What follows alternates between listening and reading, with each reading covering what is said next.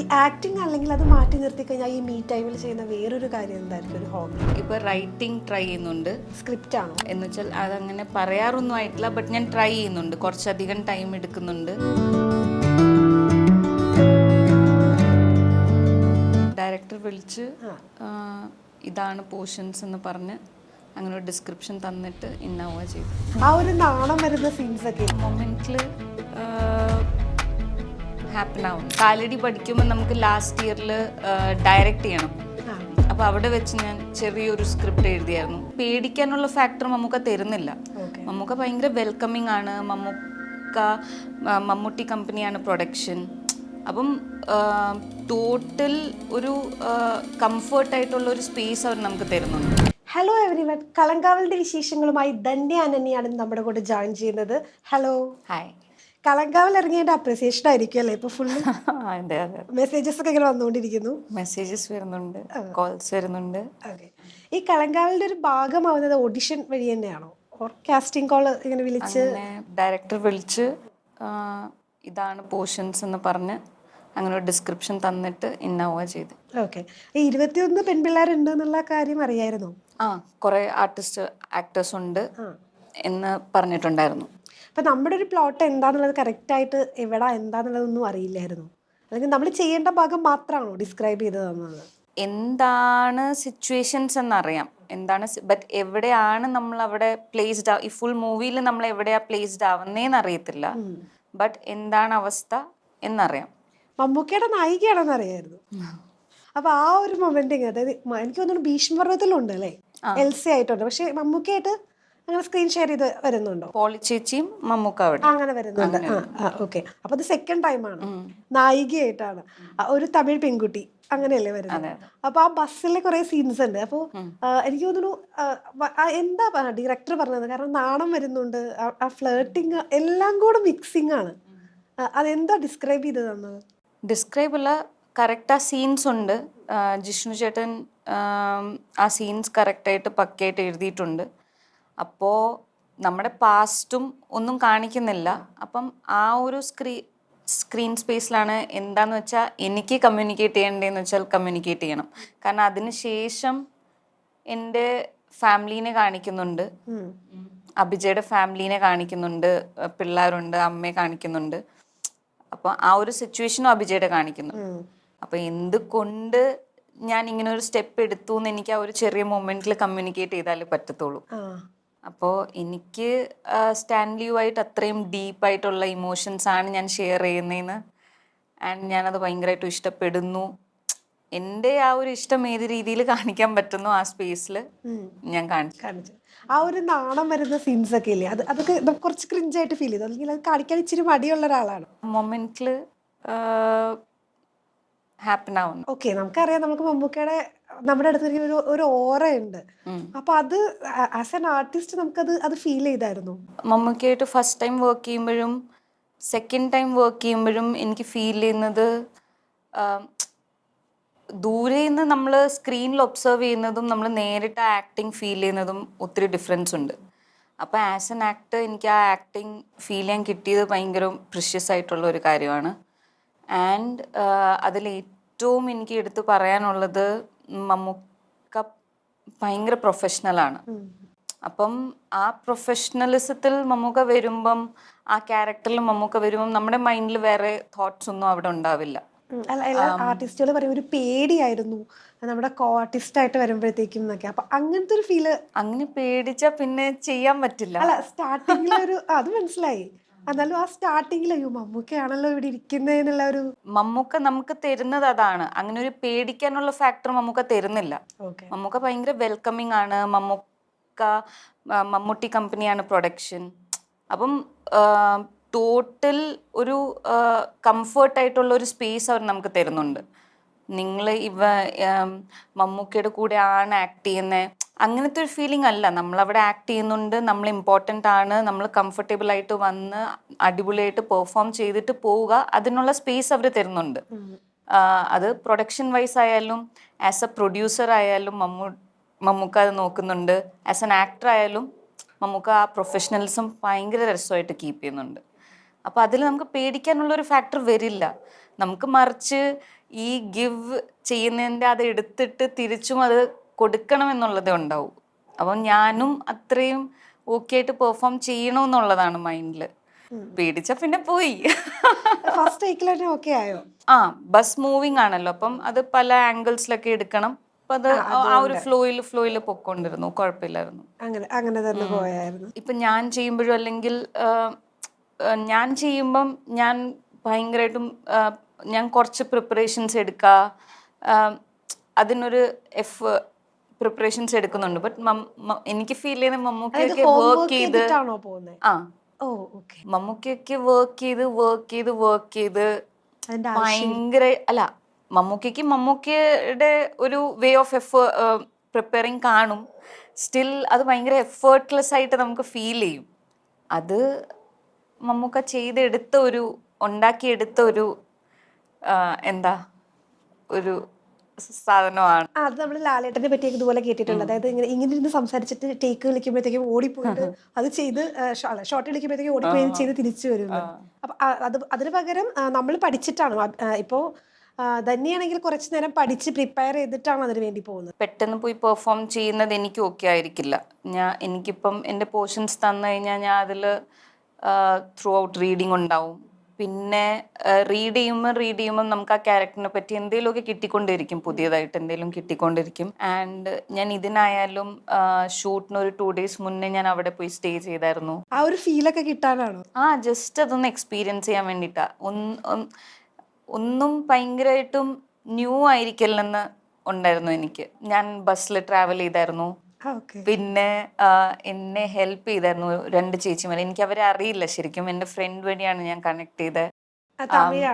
ആ ചേച്ചിമാർ തമിഴായിരുന്നു. അവരാണ് through call എനിക്ക് ആ ഡയലോഗ്സ് ഒക്കെ പറഞ്ഞുതരികയും എല്ലാം ആ ചേച്ചിമാരാ ചെയ്തത്. അവരെന്നെ ശരിക്കും ഹെൽപ്പ് ചെയ്തു ഇതിൽ. അപ്പം പല റെൻഡറിങ്ങും ഞാൻ അത്ര ആപ്റ്റ് ആയില്ലെങ്കിലും പല റെൻഡറിങ് ഞാൻ അവരുടെ കയ്യിൽ നിന്നാണ് എടുത്തത്. അത് പഠിക്കാനായിട്ട് 2 days മുമ്പ് പോയി അങ്ങനത്തെ എല്ലാ ക്യാരക്ടേഴ്സ് വരുമ്പോൾ നമ്മൾ ബൈ ഹാർട്ട് ചെയ്യുവാന്നല്ല ഇതില്, സ്ക്രിപ്റ്റ് പഠിക്കാന്നല്ല എനിക്ക് മനസ്സിലായി. ബട്ട് നമുക്ക് എന്തേലും കിട്ടും അതിന്ന്. ആ സിറ്റുവേഷൻസും പിന്നെ ജസ്റ്റ് അവിടെയൊക്കെ ഒന്ന് നോൺ ആയിട്ടിരിക്കുക, സ്ട്രേഞ്ച് ആയിട്ട് ഫീൽ ചെയ്യരുത്. അല്ല, ഏത് ക്യാരക്ടർ ചെയ്യുമ്പോഴും ഇങ്ങനെ ഉണ്ടോ? ഏത് ക്യാരക്ടർ ആയാലും അതിന്റെ പ്രിപ്പറേഷൻസ് ഉണ്ട്. അത് ഇപ്പം തിയേറ്റർ ചെയ്യാൻ തുടങ്ങിയപ്പോൾ തൊട്ട് കിട്ടിയ ഒരു ഇതാണ് ഈ പ്രിപ്പറേഷൻ പാർട്ട്. കാലടിയിൽ തിയേറ്റർ ചെയ്യുമ്പം തൊട്ട് പ്രിപ്പറേഷൻസ് ഉണ്ട്. സ്ക്രിപ്റ്റിൽ ത്രൂ ഔട്ട് പോവുക, പ്രിപ്പയർ ചെയ്തുകൊണ്ടിരിക്കുക, പെർഫോമൻസ് വരെ പ്രിപ്പയർ ചെയ്തുകൊണ്ടിരിക്കുക. ബട്ട് ആ സ്പോണ്ടേനിറ്റി കളയാതെ പ്രിപ്പയർ ചെയ്യുക. നമ്മളിപ്പം സെറ്റിൽ ചെല്ലുമ്പോഴത്തേക്കിന് അത് ലോഡഡ് ആയിട്ട് പോവല്ല, നമ്മൾ കുറച്ച് ഫ്രീ ആയിട്ട് തന്നെ പോവുക. ബട്ട് സ്റ്റിൽ ആ പ്രിപ്പറേഷൻ പാർട്ട് അവിടെ ഉണ്ടാവും. ഇനി തന്നെ പ്രൊഡ്യൂസേഴ്സ് വിളിക്കുമ്പോഴത്തേക്ക് 2 ദിവസം മുമ്പ് തന്നെ സ്റ്റേ സെറ്റാക്കി വെക്കണം. കറക്റ്റ് ഡേറ്റ് അവര് ക്ലോസ് ചെയ്ത് വെച്ചിട്ടായിരിക്കുമല്ലോ വിളിക്കുന്നത്. അപ്പൊ തന്നെ വിളിക്കുന്ന സമയത്ത് 2 ദിവസം മുമ്പ് പ്രിപ്പയർ ചെയ്യാൻ വേണ്ടി കൊടുക്കണം. അല്ല, അങ്ങനെയാണ് മോസ്റ്റ് ഓഫ് ദ ആൾക്കാർ വിളിക്കുന്നത്. ദാറ്റ് കുറച്ചുകൂടി മുന്നേ അവർ കൺഫേം ചെയ്യുകയും നമ്മുടെ പാർട്ട് തരുകയും ചെയ്യുന്നത് അങ്ങനെയാണ്. ഇപ്പൊ ഈ സ്ക്രിപ്റ്റിന്റെ കാര്യം പറഞ്ഞപ്പോഴേ, അതായത് ഇപ്പൊ കുറച്ച് വർഷങ്ങളായിട്ട് ഈ ഒരു ജേണി എടുക്കുകയാണെന്നുണ്ടെങ്കിൽ 41 സ്റ്റാർട്ട് ചെയ്തതാണ്. നമ്മൾ സംസാരിച്ചപ്പോൾ അതിന് മുൻപ് അതിരനിലുണ്ടെന്ന് പറഞ്ഞു. പക്ഷെ നമ്മൾ നോട്ടീസ് ചെയ്യുന്ന ഒരു 41 സുമയാണ്. അത് കഴിഞ്ഞ് വരുന്ന ക്യാരക്ടേഴ്സ് ആണെങ്കിൽ എല്ലാം ഡെപ്ത് ഉള്ളതാണ്. ഇപ്പൊ നസീമയാണെങ്കിലും ശരി, എൽസ ആണെങ്കിലും ശരി, എല്ലാം നമുക്ക് സിനിമ കഴിഞ്ഞ് പോകുമ്പോൾ നമുക്ക് ആ ഒരു ക്യാരക്ടറിനെയും കൂടെ ക്യാരി ഓവർ ചെയ്തിട്ടാണ് ആ പ്രേക്ഷകൻ പോകുന്നത്. അപ്പൊ ആ സമയത്ത് സ്ക്രിപ്റ്റ് സെലക്ഷൻ എന്ന് പറഞ്ഞൊരു സംഭവം നമ്മുടെ മുന്നിൽ ഇല്ല. കാരണം നമ്മൾ സ്റ്റാർട്ടിങ് ആണ്. നമുക്ക് നോ പറഞ്ഞു കഴിഞ്ഞാൽ ചിലപ്പോ, അതായത് നമ്മളൊന്ന് സെറ്റ് ആയാലല്ലേ നമുക്ക് ഒന്ന് സ്ക്രീൻ ചെയ്ത് എടുക്കാൻ പറ്റുള്ളൂ. എന്നിട്ടും എങ്ങനെയാണ് ഇത്രയും നല്ല കഥാപാത്രങ്ങൾ കിട്ടിയത്? 41 വരുന്നത് ഭയങ്കര അൺഎക്സ്പെക്റ്റഡ് ആയിരുന്നു. ഞാൻ ഈ 41 വരുന്നതിന് മുന്നേ ഒരു 3 years ബാക്ക് എടുത്തൊരു ഫോട്ടോ കണ്ടിട്ടാണ് എന്നെ വിളിക്കുന്നത്. അപ്പോൾ അത് ലാലുവേട്ടനും റൈറ്റർ പ്രഗീഷ് ഏട്ടനും ക്യാമറ കുമാരേട്ടൻ ഒക്കെ ഇരിക്കുമ്പോഴാണ് ഞാൻ അവിടെ ചെല്ലുന്നത്. ആൻഡ് ഭയങ്കര നോർമലായിട്ടാണ് ലാലുവേട്ടൻ പറയുന്നത് ദാറ്റ് ഓക്കെ, കുറച്ചു നേരം സംസാരിച്ചു. അങ്ങനെ ഓഡീഷനൊന്നും അല്ല, നമ്മൾ സംസാരിച്ചു. ഇങ്ങനെ ആയിരിക്കും ഒരു ക്യാരക്ടറാണ്, കണ്ണൂരിലുള്ളൊരു ക്യാരക്ടറാണ്, സുമയാണ്, ഒരു കുഞ്ഞുണ്ട്, ഹസ്ബൻഡുണ്ട്. അപ്പം അതിൽ എനിക്ക് കാലടിയിൽ സീനിയറായിട്ടുണ്ടായിരുന്ന ശരൺ ചേട്ടനാണ് വാവാച്ചി കണ്ണനായിട്ട്. അപ്പം അത് എനിക്ക് ഭയങ്കര രസമായിട്ടുള്ളൊരു പാട്ടായിരുന്നു. ബട്ട് അതൊരു ഫ്ലോയിൽ ഞാനങ്ങ് ഇന്നായതാ. ആൻഡ് അതിന് മുന്നേ അവരെൻ്റെ പെർഫോമൻസ് ഒന്നും കണ്ടിട്ടില്ല. ബട്ട് ഒരു ട്രസ്റ്റാണ് അവരെനിക്ക് തന്നത്. ദാറ്റ് ഓക്കെ, ആ പാർട്ട് ചെയ്തു, you are doing that part എന്ന് പറഞ്ഞ് നമ്മളെ ഏൽപ്പിക്കുന്നത്, അത് ലാലുവേട്ടൻ്റെ ഒരു വലിയൊരു സ്റ്റെപ്പായിരുന്നു. പിന്നെ ഇത്ര എക്സ്പീരിയൻസ്ഡ് ആയതുകൊണ്ട് ഞാൻ ലാലുവേട്ടനെ ട്രസ്റ്റ് ചെയ്തു. ഓക്കെ, നമുക്ക് ചെയ്യാൻ പറ്റും എന്നുള്ളൊരു ട്രസ്റ്റ് അങ്ങോട്ടും ഇങ്ങോട്ടും നമ്മൾ കൊടുക്കുമല്ലോ. അല്ല, അതിനുശേഷം വന്ന കഥാപാത്രങ്ങളും അതുപോലെ തന്നെ നമുക്ക് ഇമ്പോർട്ടന്റ്. അത് അങ്ങനെ വന്നു പോയതാണോ, അല്ലെങ്കിൽ സ്ക്രിപ്റ്റ് നോക്കിയായിരുന്നോ? വരുന്ന ക്യാരക്ടേഴ്സിൻ്റെ ഇമ്പോർട്ടൻസ് എപ്പോഴും നോക്കാറുണ്ട്. എന്ന് വെച്ചാൽ അങ്ങനെ ഭയങ്കര ഇമ്പോർട്ടൻ്റ് ആവണമെന്നല്ല, ബട്ട് സ്റ്റിൽ ആ ക്യാരക്ടർ എന്താ ചെയ്യുന്നത്, ആ ക്യാരക്ടർ എങ്ങനെയാണ് എന്നുള്ളതൊക്കെ എല്ലാം റീഡിങ്ങിലും ഉണ്ടാവും. ഇത് കഴിഞ്ഞിട്ട് അയ്യപ്പനും കോശി വരുമ്പോഴും ആ ക്യാരക്ടറിന് എല്ലാ ഇമോഷൻസും ഉണ്ട്. സച്ചിയേട്ടൻ അങ്ങനെയാണ് ആ ക്യാരക്ടറിനെ ക്രിയേറ്റ് ചെയ്തേക്കുന്നത്. പല ഇമോഷൻസും ആ ക്യാരക്ടർ ആ വന്നു പോകുന്ന ടൈമിൽ തരുന്നുണ്ട്. ആൾക്കാരെ ചിരിപ്പിക്കുന്നുണ്ട്, കരയിപ്പിക്കുന്നുണ്ട്, ദേഷ്യം കാണിക്കുന്നുണ്ട്. എല്ലാ ഇമോഷൻസും ഫീൽഡ് ആയിട്ടുള്ള ഒരു പെങ്കൊച്ചായിട്ട് തോന്നും, അങ്ങനത്തെ ഫീൽ എല്ലാം. അതിനുശേഷം തരുൺ ചേട്ടൻ വരുമ്പോഴും, തരുൺ ചേട്ടൻ ജാനകി, ഓപ്പറേഷൻ ജാവയിലെ ജാനകി പ്രസന്റ് ചെയ്യുമ്പോഴും തരുൺ ചേട്ടൻ എന്നെ ഹൂക്ക് ചെയ്ത് പറഞ്ഞതിൽ എനിക്ക് ഹൂക്കായ പോയിന്റ് എന്ന് വെച്ചാൽ, എനിക്ക് ഒരു ഡയലോഗും ഇല്ല അതിൽ, ഒരു ഡയലോഗും ഇല്ല. ആൻഡ് സൈലൻസിലാണ് എനിക്ക് ഫുള്ളും വർക്ക് ചെയ്യേണ്ടത്. ആ മൂവിയിൽ ഞാൻ ഒറ്റ ഡയലോഗ് യൂസ് ചെയ്യുന്നില്ല, ബട്ട് ത്രൂ സൈലൻസ് ആണ് എൻ്റെ ട്രാവലിംഗ് ഫുള്ളും. ഒരു വേർഡ് പോലും ഞാൻ അവിടെ എക്സ്പ്രസ് ചെയ്യുന്നില്ല. എനിക്ക് പറയാൻ 1000 കാര്യങ്ങളുണ്ട്, കമ്മ്യൂണിക്കേറ്റ് ചെയ്യാൻ 1000 കാര്യങ്ങളുണ്ട്, ബട്ട് ഒന്നും പറയാതെ ആണ് ഞാൻ അവിടെ ഫുള്ളും ട്രാവൽ ചെയ്യുന്നത്. അങ്ങനെ എല്ലാ ക്യാരക്ടറിനും അങ്ങനെ ഒരു ഇമ്പോർട്ടൻസ് ഉണ്ട്. ശരിക്കും പറഞ്ഞാൽ ഒരു വേറെ വേറെ വേറെ ഹ്യൂമൻ ബീയിങ്ങുമായിട്ട് നമ്മൾ പേഴ്സണൽ ആവുന്ന ഒരു ഫീലിംഗ് ആണ് എനിക്ക്. നമ്മൾ ഭയങ്കര പേഴ്സണലായിട്ട് അടുക്കുവാണ് ആ ക്യാരക്ടറിനോട്. ഇത് കഴിയുമ്പോഴത്തേക്കും അവരെ നമ്മളും ക്യാരി ഓവർ ചെയ്യാറുണ്ടോ, അല്ലെങ്കിൽ ഇപ്പോൾ ആ ക്യാരക്ടർ നമ്മുടെ കൂടെ കുറച്ച് നാളും കൂടെ ഇങ്ങനെ സഞ്ചരിക്കാറുണ്ടോ? ഇല്ല, ഇതുവരെ അങ്ങനെ സംഭവിച്ചിട്ടില്ല. ഇത് അതവിടെ തീരുന്നു. അതല്ലെങ്കിൽ അത് ഓക്കെ ആവില്ല. അല്ല, ചില ക്യാരക്ടർ ഇത് ഇറങ്ങി വരാൻ കുറച്ച് സമയം എടുക്കും ഞാൻ കേട്ടിട്ടുണ്ട്. അത് എനിക്ക് തോന്നുന്നു അത് ഡിപ്പെൻസ് ആയിരിക്കും. ചിലവരുടെ പെർഫോമൻസ് അങ്ങനെ ആയിരിക്കും.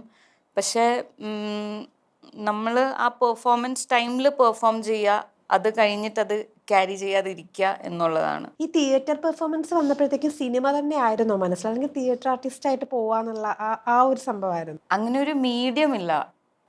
ഞാൻ ഇന്ന മീഡിയത്തിൽ വർക്ക് ചെയ്യും, ഇന്ന മീഡിയത്തിൽ വർക്ക് ചെയ്യുമെന്നില്ല. എനിക്ക് പെർഫോം ചെയ്യണമെന്നുള്ളതാണ്. അപ്പോൾ ഇതിനു മുന്നേ ഞാൻ സ്റ്റാർട്ട് ചെയ്തത് മാസ് കമ്മ്യൂണിക്കേഷനാണ്. അപ്പോൾ ജേർണലിസമാണ് സ്റ്റാർട്ട് ചെയ്തത്. അപ്പോൾ ജേർണലിസം സ്റ്റാർട്ട് ചെയ്തപ്പോഴും എനിക്ക് ന്യൂസ് റീഡിംഗ് ഒക്കെ ഒന്ന് എക്സ്പ്ലോർ ചെയ്യാനാണ് ഞാൻ സ്റ്റാർട്ട് ചെയ്തത്.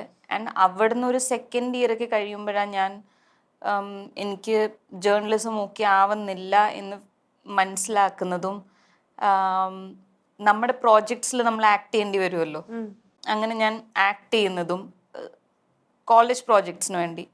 അതിനുശേഷം തിയേറ്റർ പെർഫോമൻസസ് പോയി കാണുക, ഓഡിഷൻസ് കൊടുക്കുക. തിയേറ്റർ ഓഡിഷൻസ് കൊടുത്തു. എന്നിട്ടാണ് ഞാൻ കാലടിയെ പറ്റി അറിയുന്നതും. കാലടിയിൽ ജോയിൻ ചെയ്തതിന് ശേഷമാണ് ഞാൻ പെർഫോമൻസ് ആക്ടിങ് എനിക്ക് ഇഷ്ടമാണെന്ന് ഞാൻ മനസ്സിലാക്കുന്നത്, അതിൽ സ്റ്റേബിളായിട്ട് നിൽക്കാൻ ഡിസൈഡ് ചെയ്യുന്നതും. അതിന് മുന്നേ അങ്ങനെ ഒരു ഡിസിഷൻ ഇല്ല. അന്ന് ആ കോളേജ് പ്രൊജക്ടിന്റെ സമയത്ത് നമ്മൾ ആക്ട് ചെയ്ത് തുടങ്ങിയതായിരുന്നു ഈ ആക്ടിങ്ങിന്റെ ഒരു തുടക്കം എന്ന് വേണമെങ്കിൽ പറയാ, അല്ലേ? നമ്മുടെ ലൈഫിലെടുത്ത ഏറ്റവും ബെസ്റ്റ് ഒരു ഡിസിഷൻ അതായിരുന്നു എന്ന് തോന്നുന്നുണ്ട്. അതെ, എനിക്ക് ഇഷ്ടമുള്ള ഒരു ഡിസിഷൻ ആയിരുന്നു അത്. ആൻഡ് അതിലിപ്പം നിൽക്കുന്നത് ഭയങ്കര ഒരു സന്തോഷം തരുന്ന ഒരു കാര്യം. സിനിമ ബാക്ക്ഗ്രൗണ്ട്സ് ഒന്നും ഇല്ലാതെ വരുന്ന ഒരാളാണല്ലോ. ഇപ്പൊ സിനിമയിൽ എത്തി കുറച്ച് നാളായി, അവിടെ നിന്ന് കിട്ടിയ ഒരു തിരിച്ചറിവ് എന്തായിരുന്നു സിനിമയിൽ ഇങ്ങനെ സസ്റ്റെയിൻ ചെയ്ത് പോകുന്ന സമയത്ത്? പല എക്സ്പീരിയൻസും ഉണ്ടാവും, ബട്ട് വെയിറ്റിംഗ് എന്ന് പറയുന്നൊരു സാധനമുണ്ട്. ഒരു വർക്ക് കഴിഞ്ഞിട്ട് ഉടനെ അടുത്ത വർക്ക് അങ്ങനെ ഒന്നും ഇല്ല എനിക്ക്. നല്ലൊരു വെയിറ്റിംഗ് പീരീഡ് ഉണ്ട് അവിടെ. ആൻഡ് ആ വെയിറ്റിംഗ് പീരീഡിൽ എൻ്റെ പേഷ്യൻസ് പോവാതെ എനിക്കുള്ള ഒരു ആക്ടിങ് എന്നുള്ള ഒരു ആർട്ടിനെ പോളിഷ് ചെയ്ത് നിർത്തി പോകണമെന്നുണ്ട് എനിക്ക്. ആൻഡ് ഇപ്പം ഞാൻ വർക്ക് ഇല്ലാത്ത ടൈമിൽ എന്ത് വർക്ക് വന്നാലും ആ ചെയ്ത് കളയാം എന്നുള്ളൊരു ഡിസിഷൻ ഞാൻ എടുക്കാൻ പാടില്ല. അത് ഞാൻ മനസ്സിലാക്കിയിട്ടുണ്ട്. ആ ടൈമിലും ഞാൻ നോക്കി, ഇപ്പോൾ ഒത്തിരി വർക്ക്സ് വരുന്നുണ്ട്, ഞാൻ അതിൽ നിന്ന് ആ വർക്ക് ചെയ്യില്ല ഈ വർക്ക് ചെയ്യില്ല എന്നല്ല. കുറച്ച് വർക്ക് വന്നാലും ഞാൻ പേഷ്യൻസ് ആയിട്ട് നോക്കി ഫിൽട്ടർ ചെയ്ത് രസമുള്ള വർക്ക്സ് ചെയ്തെടുക്കുക. ആൻഡ് എഫക്റ്റ് ചെയ്യാതിരിക്കുക, എന്നെയും ബാക്കിയുള്ളവരെയും എഫക്റ്റ് ചെയ്യാതിരിക്കുക എന്നുണ്ട്. ഇത്രയും നല്ല കഥാപാത്രങ്ങൾ ചെയ്തു വരുമ്പോഴും അത് ആളുകളുടെ അകത്ത് നിൽക്കുമ്പോഴും ഇത്രയും ഗ്യാപ്പ് വരുന്നുണ്ടല്ലേ, അതെന്തുകൊണ്ടാണെന്ന് ആലോചിച്ചിട്ടുണ്ടോ? ഇല്ല, ഒന്ന് ചില ക്യാരക്ടേഴ്സ് വരുമ്പോഴത്തേക്കിന് ആ ലൂപ്പിലാവുന്നത് എനിക്ക് ഫീൽ ചെയ്യുന്നുണ്ട്. ഓക്കെ. അപ്പൊ അങ്ങനെ ആ ലൂപ്പിലായാൽ നിങ്ങൾ കാണുമ്പോഴും നിങ്ങൾക്ക് അതൊരു ബോറടിയാവും.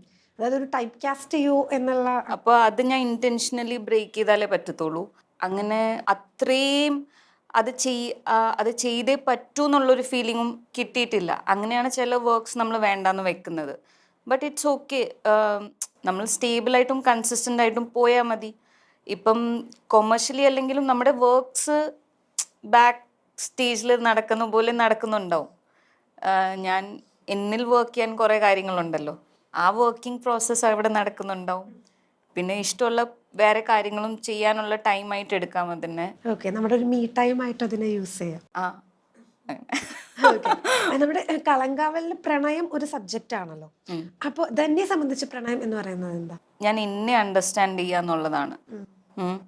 ഞാൻ എന്നെ കൃത്യമായിട്ട് അണ്ടർസ്റ്റാൻഡ് ചെയ്യുക. ആൻഡ് എനിക്കൊന്നും ഹോൾഡ് ഓൺ ചെയ്ത് നിൽക്കണ്ട. എനിക്കിപ്പം തൽക്കാലം ചെയ്യുന്ന വർക്കിനോടാണ് എനിക്ക് പ്രണയം എന്ന്. അങ്ങനെയാണ് എനിക്കിപ്പോൾ ഫീൽ ചെയ്യുന്നത്. അതായത് കരിയറിന് വേണ്ടിയിട്ട് കരിയറിനെ പ്രണയിച്ചുകൊണ്ട് പോകുന്നു എന്നുള്ളതാണോ ഉദ്ദേശിച്ചത്? അല്ല, വർക്ക്സ് ഇഷ്ടപ്പെടുക. വേറെ ഞാൻ ഈ മൾട്ടി ആയിട്ട് വർക്ക് ചെയ്യാൻ പറ്റാത്തതുകൊണ്ട് വേറെ കാര്യങ്ങളിലോട്ട് ഞാൻ കുറച്ച് സ്കാറ്റേർഡ് ആയി പോയാൽ അത് ഭയങ്കരമായിട്ട് ഞാൻ സ്കാറ്റേർഡ് ആയി പോകും. അപ്പം എന്താന്ന് വെച്ചാൽ അതിൽ കറക്റ്റായിട്ട് പോകുന്നതായിരിക്കും എനിക്ക് നല്ലത്. റെസ്റ്റ് നമ്മൾ എൻ്റെ ഐഡിയ ബാക്കി ഞാൻ ആരോട് ഇടപെടുന്നോ അവരോടായിട്ടുള്ള എൻ്റെ എന്ത് കമ്മ്യൂണിക്കേഷൻ ആയാലും കുറച്ച് കൈൻഡായിട്ട് അവരോട് ബിഹേവ് ചെയ്യുക എന്നുള്ളതാണ്. അറിഞ്ഞുകൊണ്ട് അങ്ങനെ ആൾക്കാരെ ഹേർട്ട് ചെയ്യാതിരിക്കുക എന്നുള്ളതാണ് മെയിനായിട്ട്. ഈ ആക്ടിങ് അല്ലെങ്കിൽ അത് മാറ്റി നിർത്തി കഴിഞ്ഞാൽ ഈ മീ ടൈമിൽ ചെയ്യുന്ന വേറൊരു കാര്യം എന്തായിരിക്കും? ഒരു ഹോബി? ഹോബി ആയിട്ടല്ല, ഞാൻ ഇപ്പൊ റൈറ്റിംഗ് ട്രൈ ചെയ്യുന്നുണ്ട്. സ്ക്രിപ്റ്റ് ആണോ? ആ. ഓക്കെ. എന്നുവെച്ചാൽ അതങ്ങനെ പറയാറൊന്നും ആയിട്ടില്ല, ബട്ട് ഞാൻ ട്രൈ ചെയ്യുന്നുണ്ട്. കുറച്ചധികം ടൈം എടുക്കുന്നുണ്ട്. അപ്പോൾ ഞാൻ കാലടി പഠിക്കുമ്പോൾ നമുക്ക് ലാസ്റ്റ് ഇയറിൽ ഡയറക്റ്റ് ചെയ്യണം. അപ്പോൾ അവിടെ വെച്ച് ഞാൻ ചെറിയൊരു സ്ക്രിപ്റ്റ് എഴുതിയായിരുന്നു, അത് ഡയറക്റ്റ് ചെയ്തായിരുന്നു. അപ്പോൾ ഇപ്പം ഞാൻ അങ്ങനത്തെ ഒരു ട്രൈയിങ് പ്രോസസ്സിലാണ്. അപ്പം അത് എഴുതും. പിന്നെ അല്ലെങ്കിൽ ഞാൻ മൂവീസ് കാണും. ഈ ബിഹൈൻഡ് ദ ക്യാമറ നിൽക്കണം എന്നുള്ളൊരു ഒരു ആഗ്രഹം ഉണ്ടായിരുന്നു? അങ്ങനെ ഒത്തിരി മുന്നേ തൊട്ട് അങ്ങനെ ഒന്നുമില്ല, ബട്ട് അങ്ങനെ എഴുതി രസമായിട്ടുള്ള എന്തെങ്കിലും വരുവാണെങ്കിൽ. അതായത് ഈ കുറച്ച് നാൾ ഈ ജേണി കഴിഞ്ഞപ്പോഴായിരുന്നു ഇങ്ങനൊരു ആഗ്രഹം വന്നത്? അതായത് ഇതിന്റെ ടെക്നിക്കൽ സൈഡ് കൂടെ അറിയണം എന്നുള്ള ഒരു. ആക്ടിങ് സ്റ്റാർട്ട് ചെയ്യുമ്പോൾ ആദ്യമേ ഇതൊന്നും മൈൻഡിലില്ല. ആക്ടിങ് തന്നെ ഞാൻ മാസ് കമ്മ്യൂണിക്കേഷൻ ഇവാനിയസിൽ ചെയ്യുന്ന ടൈമിലാണ് ആക്ടിങ്ങിനെ പറ്റി ഞാൻ അറിയുന്നത് പോലും. അപ്പം അതിനു മുന്നേ ഒന്നും ഒരു ആക്ടിവിറ്റീസും ഇല്ല എനിക്കങ്ങനെ. ഒരു എക്സ്ട്രാ ആക്ടിവിറ്റീസ് ആയിട്ടൊന്നും ഇല്ല എൻ്റെ ലൈഫിലേ ഇല്ല ഞാൻ. അപ്പോൾ പിന്നെ കുറച്ച് കഴിഞ്ഞിട്ടാണ് കാലടി പഠിക്കുമ്പോൾ ഞാൻ റൈറ്റിംഗ് ചെറുതായിട്ട് ട്രൈ ചെയ്യുന്നത് പോലും. പിന്നെ ഇപ്പം എനിക്ക് അത് എഴുതണം എന്നുണ്ട്. ഏത് ജോണറാ? അതൊന്നും റിവീൽ ചെയ്യാൻ അതൊന്നും എനിക്കിപ്പോൾ അറിയില്ല. എനിക്ക് അങ്ങനെ സ്റ്റാർട്ട് ചെയ്തില്ലേ? സ്റ്റാർട്ട് ചെയ്തു, ബട്ട് അതൊരു സ്റ്റാർട്ടാണ്. റൈറ്റിംഗ് സ്റ്റാർട്ട് ചെയ്തു എന്ന് പറയാം. ഒരു സ്ക്രിപ്റ്റിലേക്കൊക്കെ നമ്മൾ വരുന്നതേ ഉള്ളൂ, തുടങ്ങുന്നത്. അപ്പൊ എനിക്ക് കഴിഞ്ഞ അടുത്ത കുറച്ച് വർഷങ്ങളിൽ നമുക്ക് ഡയറക്ടറായിട്ടും സ്ക്രിപ്റ്റ് റൈറ്ററായിട്ടൊക്കെ കാണാൻ പറ്റും. നോക്കാം.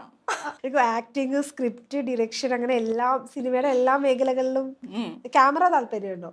ക്യാമറ എനിക്കറിയില്ല. ക്യാമറയെ പറ്റി കുറേ സ്റ്റഡി ചെയ്യാനുണ്ട് എനിക്ക്. ഇപ്പൊ എനിക്ക് അതില്ല. ഓക്കെ. ഈ ഒരു ഫോട്ടോ, ഒരു മേക്ക് ഓവറിന്റെ ഒരു ഫോട്ടോഷൂട്ടിന്റെ ഇത് ഒറിജിനലി ഉള്ളത് തന്നെയാണ്, മനസ്സിലായി കാണിക്കണ്ടേ? നോക്കട്ടെ. ഈ ഒരു സംഭവം ഞാൻ ഓർത്തു ഇനി AI ആണോ എന്നുള്ളത്. അല്ലാതെ ചെയ്തൊരു ഫോട്ടോഷൂട്ട് തന്നെ. അപ്പൊ ഈ മേക്ക് ഓവർ വേണം എന്ന് ഇടയ്ക്ക് ഒരു തോട്ട് വരാറുണ്ട്. ഞാനായിട്ട് മൂവ് ചെയ്യുമ്പോൾ മേക്ക് ഓവർ വേണ്ട. ലൈക്ക് ഫോട്ടോഷൂട്ട്സിന് അവർ ഇൻട്രസ്റ്റിംഗ് ആയിട്ടുള്ള സ്റ്റൈലിംഗ് ഒക്കെ കീപ്പ് ഫോർവേഡ് ചെയ്യുവാണെങ്കിൽ ഞാൻ അതെടുക്കും. അതൊരു വർക്കാണ്. അപ്പം work wise make over happen ആയിക്കോട്ടെ, കുഴപ്പമില്ല. റെസ്റ്റ് ഇപ്പോൾ പെർഫോമൻസ് വൈസ് ആയാലും വേറെ വേറെ ക്യാരക്ടേഴ്സ് വരുന്നതിന് ഇന്നതേ പറ്റൂ അങ്ങനെയില്ല. അതിനൊക്കെ മേക്ക് ഓവർ ഹാപ്പൻ ആയിക്കൊണ്ടിരിക്കുന്നതാണ് ഏറ്റവും നല്ലത്. ഓക്കെ. അല്ല സാധാരണ നമുക്ക് ഈ ലേഡീസിന്റെ ഒരു സംഭവം കുറച്ച് നാൾ കഴിയുമ്പോഴത്തേക്കും നമുക്കൊന്ന് ഹെയർ സ്റ്റൈൽ ഒന്ന് മാറണം, അല്ലെങ്കിൽ ഡ്രസ്സിങ് സ്റ്റൈൽ ഒന്ന് മാറണം, കുറച്ചുകൂടെയൊക്കെ മേക്ക് ഓവർ വരണം എന്നൊക്കെ ഉള്ള തോട്ട് പ്രോസസ്സുള്ള ആളുകളാണ് കൂടുതലും. ആ ഒരു കാറ്റഗറിയിൽ പെടുന്ന ആളല്ലേ? അത് ഡിപ്പെൻസ്, അത് ഓരോരുത്തരുടെ ഇൻട്രസ്റ്റ് ആണ്. ഞാൻ കുറച്ചുകൂടി ഒന്ന് എനിക്ക് കംഫർട്ടബിൾ ആയിട്ടുള്ളതായിട്ട് മൂവ് ചെയ്യാന്നുള്ളതാണ്. പിന്നെ ഭയങ്കര ഇൻട്രസ്റ്റിംഗ് ആയിട്ടുള്ള ഫോട്ടോഷൂട്ട്സും അവർ വരുന്ന ഐഡിയാസ് ഒക്കെ കൊണ്ടുവരാറുണ്ട് ചില ആൾക്കാർ. അപ്പം അത് എനിക്ക് ട്രൈ ഓൺ ചെയ്യണമെന്നുണ്ട്. അത് പാർട്ട് ഓഫ് വർക്കാണ്. അത് വർക്കിൽ തന്നെ നിൽക്കും. ഞാനായിട്ട് നിൽക്കും പേഴ്സണലി അങ്ങനത്തെ കാര്യങ്ങളിലൊക്കെ. ഇപ്പോഴാണെങ്കിലും ഞാൻ ചോദിക്കാം, ഇപ്പൊ ഞാൻ ഇട്ട മേക്കപ്പിന്റെ അത്ര ഒന്ന പോലും അവിടെ വന്നിട്ടില്ല. അപ്പൊ ഇങ്ങനെ റോ ആയിട്ട് ഇങ്ങനെയാണ് ഇഷ്ടം, ഇങ്ങനെ പോവാനാണ്. അത് മേക്കപ്പിനോടൊരു ഇഷ്ടം വരാത്തതിന്റെ റീസൺ എന്താ? അത് തുടക്കം മുതൽ എനിക്ക് പിന്നെ ഇത് യൂസ് ചെയ്യാൻ അറിയില്ല. ചിലവർക്ക് അത് ഭയങ്കര ബ്യൂട്ടിഫുൾ ആയിട്ട് യൂസ് ചെയ്യാൻ അറിയാം. ചിലവർക്ക് ഇപ്പൊ എൻ്റെ ഏതെങ്കിലും ഫ്രണ്ട്സ് വന്നിട്ട് പറയാ ഓക്കെ ഇതൊന്ന് ചെയ്തിട്ട് എന്ന് വെച്ചാൽ ട്രൈ ചെയ്യാം ഞാൻ. ബട്ട് എനിക്കത് യൂസ് ചെയ്യാൻ അറിയത്തില്ല. അങ്ങനെ അത്രയും നല്ലതായിട്ട് എനിക്ക് യൂസ് ചെയ്യാൻ അറിയില്ല. പിന്നെ ഞാൻ ഇത് ഓക്കെ കംഫർട്ടബിൾ ആണ്, ഞാൻ ഇതിൽ ഇങ്ങനെ കംഫർട്ടബിൾ ആണ്. ഈ ഹെയർ സ്റ്റൈൽ ഇപ്പൊ കുറച്ച് നാളായിട്ട് വേറെ ഏതൊക്കെയോ വീഡിയോസിനകത്ത് ഞാൻ ഇതുപോലെ കണ്ടായിരുന്നു. ഇതിപ്പോ ചുമ്മാ അങ്ങനെ ട്രൈ ചെയ്ത് ചുമ്മാ കെട്ടിയതാ. ഓക്കെ. അപ്പൊ അത് കുറച്ച് നാളത്തേക്ക് ഇങ്ങനെ ഫോളോ ചെയ്യാന്ന്. അങ്ങനെയില്ല, ഇന്നലെ ഇങ്ങനെയല്ല കെട്ടിയ. ഈ കളങ്കാവലിന്റെ ഷൂട്ട് വീഡിയോസിൽ കാണുമ്പോൾ ഞാൻ 2-3 എടുത്ത് അതിനകത്തൊക്കെ ഇങ്ങനെ ഈ ഒരു ഹെയർ സ്റ്റൈൽ ഫോളോ ചെയ്യുന്നുണ്ട്. അങ്ങനെയൊന്നുമില്ല. അതങ്ങനെ വന്നു പോകുന്നത്. ഇപ്പൊ ഈ സ്ക്രിപ്റ്റിന്റെ കാര്യം പറയുമ്പോൾ നമുക്കൊരു ഡൗട്ട് വരുമല്ലോ ഇടയ്ക്ക്. അത് ഇത് ഞാൻ ചെയ്യണോ അല്ലെങ്കിൽ ചെയ്യണ്ടേന്നൊക്കെ തോന്നുന്ന സമയത്ത് ഒരു ഡൗട്ട് വരികയാണെങ്കിൽ അത് ക്ലാരിഫൈ ചെയ്യാൻ വേണ്ടിയിട്ട് ആരുടെ അടുത്തോട്ടാ പോകുന്നത്? സ്ക്രിപ്റ്റിന് ഹെൽപ്പ് ചെയ്യാൻ ഒരു ടീമുണ്ട് എനിക്ക്. എനിക്ക് ആദ്യമേ ഒരു വർക്ക് വന്നാൽ ഞാൻ അവരുമായിട്ട് ഡിസ്കസ് ചെയ്യുന്നേ. അപ്പം ഒരു റീഡിങ് നമ്മൾ എല്ലാവരും കൂടി വെക്കാറുണ്ട്. എന്നിട്ടാണ് അതിൽ മൂവ് ചെയ്യുന്നത്. ഓക്കെ. ടീം എന്ന് വെച്ച് കഴിഞ്ഞാൽ ഫ്രണ്ട്സ് ആണോ? വർക്ക് വൈസ് ഓക്കെ ഉള്ളൊരു ടീമാണ്. ഓ, അതുകൊണ്ടാണ് ഇത്രയും നല്ല സ്ക്രിപ്റ്റുകൾ അല്ലെങ്കിൽ ഇത്രയും നല്ല കഥാപാത്രങ്ങൾ. ശരിക്കും പറഞ്ഞാൽ അത് അങ്ങനത്തെ വർക്ക്സ് വന്നു വരട്ടെ, ഇനിയും രസമുള്ള വർക്ക്സ് ഇനിയും വരട്ടെ. അല്ല, അങ്ങനെ നിങ്ങൾ ഡിസ്കസ് ചെയ്ത സമയത്ത് വേണ്ടാന്ന് വെച്ച ഏതെങ്കിലും ഒരു സ്ക്രിപ്റ്റ് അത് കഴിഞ്ഞ് ഭയങ്കര രസമായിട്ട് പോയിട്ടൊക്കെ ഉള്ള അങ്ങനത്തെ അനുഭവങ്ങൾ ഉണ്ടായിട്ടുണ്ടോ? ഇല്ല, അങ്ങനെയൊന്നും ഇല്ല. നമ്മൾ വന്നത് ഓൾമോസ്റ്റ് എല്ലാം കറക്റ്റ് ആയിട്ട് തന്നെയാണ് ചെയ്തിട്ടുള്ളത്. ഇപ്പൊ ഇത്രയും കഥാപാത്രങ്ങൾ ചെയ്തതിനകത്ത് പേഴ്സണൽ ഫേവറേറ്റ് ഏതാന്ന് ചോദിച്ചാൽ ഏതായിരിക്കും പറയാം? എനിക്ക് അങ്ങനെ പേഴ്സണൽ ഫേവറേറ്റ് ആയിട്ട് പറയാൻ പറ്റില്ല. കാരണം ഞാൻ പറഞ്ഞില്ലേ, ഞാൻ ഓരോ വർക്ക് കഴിയുമ്പം ഓരോ വെയിറ്റിംഗ് പീരീഡ് കഴിഞ്ഞിട്ടാണ് ഞാൻ നെക്സ്റ്റ് ക്യാരക്ടർ ചെയ്യുന്നത്. അപ്പൊ ഞാൻ അത്രയും ഇഷ്ടത്തോടെ ആയിരിക്കും ഓരോ ക്യാരക്ടറും ചെയ്യുന്നത്. എല്ലാത്തിലും എന്തേലും ഡിഫറൻസ് ഉണ്ടാവും. ഇപ്പം സുമയുടെ ക്യാരക്ടറിന് ഞാൻ പറഞ്ഞ ശരൺ ചേട്ടനും കണ്ണൂരിൽ പോയി സ്റ്റേ ചെയ്തു. അവിടെ സൗമ്യ എന്ന് പറയുന്ന ഫ്രണ്ടുണ്ട്, അവരുടെ വീട്ടിൽ പോയി സ്റ്റേ ചെയ്തു. അത് വേറൊരു ജേർണി ആയിരുന്നു. നിങ്ങളായിട്ട് പോയതാണോ? ഞാനും ശരൺ ചേട്ടനോടി പോയതാ. പിന്നെ അയ്യപ്പനും കോശിയും, അത് ഭയങ്കര ഇഷ്ടമുള്ള ക്യാരക്ടറാണ് എനിക്ക്. അത് ആൾക്കാർ ഇപ്പോഴും അതിനെപ്പറ്റി ചോദിക്കുകയും പറയുകയും ചെയ്യുന്നത് ഭയങ്കര സന്തോഷമുള്ള ഒരു കാര്യമാണ്. ഓപ്പറേഷൻ ജാവയിലാണെങ്കിൽ ഡിഫറെൻ്റ് ആയിട്ട് ഡയലോഗ്സ് ഒന്നും ഇല്ലെങ്കിലും എനിക്ക് ആസ് എൻ ആക്ടർ എനിക്ക് അതിൽ കുറെ വെയിറ്റ് ഗെയിൻ ചെയ്യേണ്ടി വന്നു. അപ്പോൾ എല്ലാത്തിലും എന്തേലും എനിക്ക് എടുക്കാനുണ്ട് ഒത്തിരി. അപ്പം അങ്ങനെ ഒരു ക്യാരക്ടറായിട്ട് എനിക്ക് ചൂസ് ചെയ്യാൻ പറ്റില്ല. എല്ലാം എൻ്റെ പേഴ്സണൽ ഫേവറേറ്റ് ആണ്. ഏറ്റവും കൂടുതൽ സ്ട്രഗിൾ ചെയ്തത് ഏത് ക്യാരക്ടർ ചെയ്യാനായിരിക്കും? അല്ലെ കുറച്ചും കൂടെ ഒരു ഇൻപുട്ട് അവര് പറഞ്ഞ ഔട്ട്പുട്ടിലേക്ക് എത്തിക്കാൻ കുറച്ച് പാടുപെട്ടത്? എനിക്കൊന്നും പാടില്ല. അങ്ങനെയല്ലല്ലോ, ഞാൻ പറഞ്ഞല്ലോ, ഞാൻ നല്ലപോലെ പ്രാക്ടീസ് ചെയ്താലേ എനിക്ക് ചെയ്യാൻ പറ്റും എന്തെങ്കിലും. അപ്പൊ നേരത്തെ സ്ക്രിപ്റ്റ് തരണം. അപ്പൊ സ്ക്രിപ്റ്റിൽ പെട്ടെന്ന് ഒരു ചേഞ്ച് വന്നാൽ എന്ത് ചെയ്യും? ആ സമയത്ത് ചെയ്താലേ പറ്റൂ. ഞാൻ പറഞ്ഞില്ലേ, ഇപ്പൊ ഞാൻ പ്രാക്ടീസ് ചെയ്യുവാണെങ്കിലും ഞാൻ ഇതേ പറ്റൂ എന്നുള്ള ഒരു മൈൻഡ് സെറ്റിൽ എനിക്ക് പോകാൻ പറ്റത്തില്ല. അത് എൻ്റെ ഒരു പ്രാക്ടീസിന്റെ പാർട്ടാണ്. ബാക്കി പിന്നെ അതെല്ലാം വിട്ടിട്ടാണ് നമ്മൾ സെറ്റിലേക്ക് പോകുന്നത്. അവിടെ പിന്നെ എന്ത് കിട്ടാന്നുള്ളത് എടുക്കാ കൊടുക്ക അതങ്ങനെയാണ് ചെയ്യുന്നത്. അപ്പൊ കൂടുതൽ സ്ട്രഗിൾ ചെയ്ത ഒരു ക്യാരക്ടർ ഏതാന്ന് ചോദിച്ചു കഴിഞ്ഞാൽ നമുക്ക് സ്ട്രഗിൾ ഏത് വേയില്, അതായത് നമുക്ക് അവർ പറഞ്ഞ രീതിയിലേക്ക് എത്തിക്കാൻ കുറച്ച് സമയം എടുത്ത, അല്ലെങ്കിൽ അത് ഉൾക്കൊള്ളാൻ കുറച്ച് സമയം എടുത്ത ഒരു ക്യാരക്ടർ ഇതിനകത്ത് ഏതായിരിക്കും? എല്ലാ ക്യാരക്ടറിലും ഒരു ഹാർഡ് വർക്ക് ഉണ്ട്. പിന്നെ ഒരു ആക്ടർ ആകുമ്പോഴത്തേക്കിന് ഒരു ആക്ടറിനെ ഹെൽപ്പ് ചെയ്യാൻ കുറെ ആൾക്കാരുണ്ട് അവിടെ. ഡയറക്ടർ ഉണ്ട്, സ്ക്രിപ്റ്റ് റൈറ്റർ ഉണ്ട്, ക്യാമറ പേഴ്സൺ ഉണ്ട്, മേക്കപ്പ് ചെയ്യുന്ന ആൾക്കാരുണ്ട്, കോസ്റ്റ്യൂം ഉണ്ട്, ഇവരുടെ എല്ലാ സപ്പോർട്ടുണ്ട്. അപ്പോൾ പിന്നെ ആ ടൈമിൽ അതൊന്നും ഹാർഡായിട്ട് ഫീൽ ചെയ്യില്ല. എനിക്ക് തോന്നുന്നു ഓപ്പറേഷൻ ചാവിൽ എനിക്ക് വെയിറ്റ് ഗെയിൻ ചെയ്യാനുണ്ടായിരുന്നു. അപ്പോൾ ആ ഒരു കൺഫ്യൂഷൻ എനിക്കുണ്ടായിരുന്നു. കാരണം അയ്യപ്പനും കോശിയുടെ ടൈമിൽ എനിക്ക് വെയിറ്റ് ഇല്ലായിരുന്നു. അപ്പോൾ ആ ടൈമിലത് ആ വെയിറ്റ് ഗെയിൻ ആവുമോ എന്നുള്ള ഒരു കൺഫ്യൂഷൻ എനിക്കുണ്ടായിരുന്നു.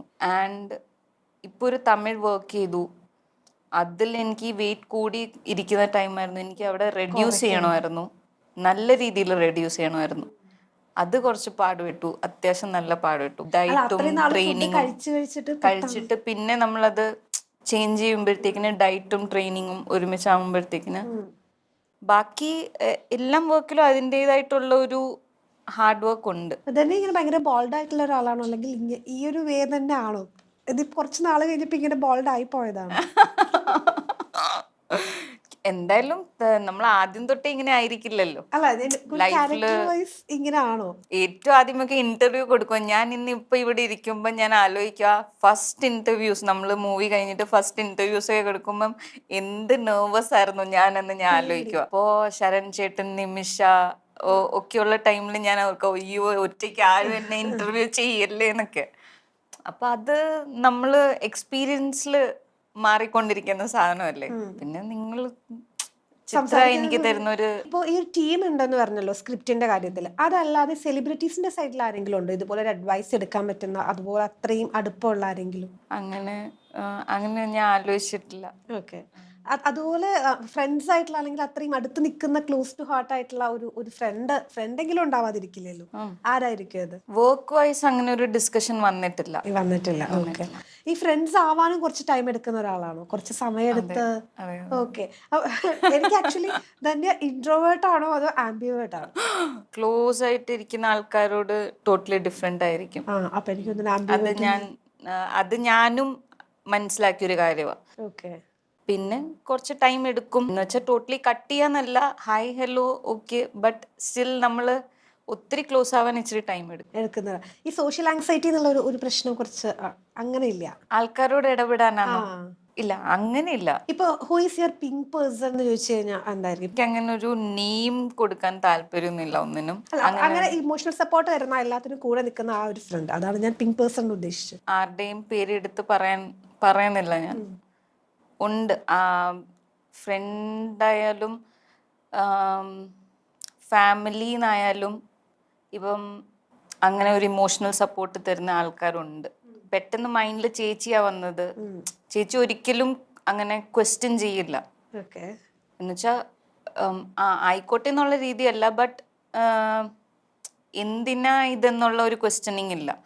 ഓക്കെ, ചെയ്യുന്നുണ്ട്, അതിൽ ഹാപ്പി ആയിട്ട് ഇരിക്കുക എന്നുള്ള ഒരു ഇമോഷണൽ സപ്പോർട്ട് ചേച്ചിയുടെ സൈഡിൽ നിന്ന് എപ്പോഴും ഉണ്ട്. എൻ്റെ വഴി സിനിമയാണ് അല്ലെങ്കിൽ ആക്ടിങ് ആണെന്ന് പറഞ്ഞ സമയത്ത് ഫാമിലിയുടെ ഒരു സപ്പോർട്ടേ. കാരണം ജേർണലിസം പഠിക്കാൻ പോയ ആളാണ്, അത് പാതി വഴി വെച്ച് നിർത്തുന്നു, ഇങ്ങനെ പോകുന്നു,